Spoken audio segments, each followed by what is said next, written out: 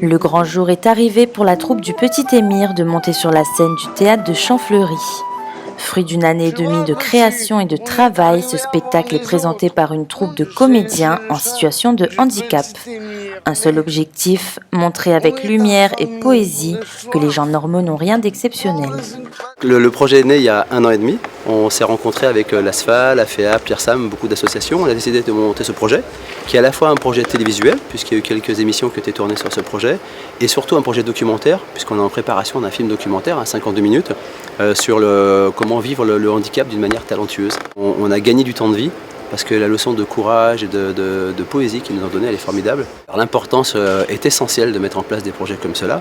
Pourquoi ? Parce que vous avez peut-être dû voir le film il y a quelques années qui s'appelle « Les gens normaux n'ont rien d'exceptionnel ». C'est un film qui montre justement que dans la différence, on peut être tout à fait normal et que dans la normalité, on peut être tout à fait différent. On est tous des humains, on est sur Terre. Et ce qui est important, c'est de voir que, quel que soit le handicap, il y a des gens qui sont malvoyants, il y a des gens qui sont malentendants, il y a des gens qui ont des difficultés à se mouvoir ou des problèmes moteurs. Et quel que soit le handicap, le point commun, c'est la sensibilité, la capacité à émouvoir, à porter des émotions et à intérioriser aussi des émotions. Au diable les différences, vive le talent. Librement inspiré du Petit Prince de Saint-Exupéry, le Petit Émir nous conte l'histoire d'une rencontre entre un homme et un enfant. Tout se passe à l'époque actuelle, dans le désert juste au-dessus de l'Afrique noire. Un homme fait le Paris-Dakar en 4x4 et tombe en panne au milieu des dunes de sable. Apparaît le Petit Émir, mystérieux et insaisissable. L'homme, dans sa dynamique de performance et de réussite, seul en plein désert, perd d'un coup tous ses repères et va progressivement se laisser embarquer dans un voyage initiatique qui remettra en question toute son existence. Petit Émir, Émira, Petit Émir, Émira. Durant 1 an et demi, chaque semaine, la troupe s'est réunie pour mettre en place et répéter le spectacle. Un rythme très soutenu et une véritable organisation où il a fallu prendre en compte les difficultés de chacun. Ça a été compliqué pour la musique, pour la langue des signes, pour René Paul qui est aveugle.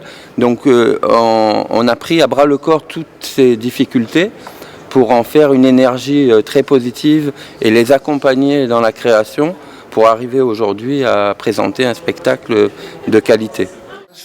Malgré le stress et l'appréhension, les jeunes acteurs de la troupe ont assuré sur scène une représentation dont ils sont très fiers et qui leur a apporté une réelle confiance en eux.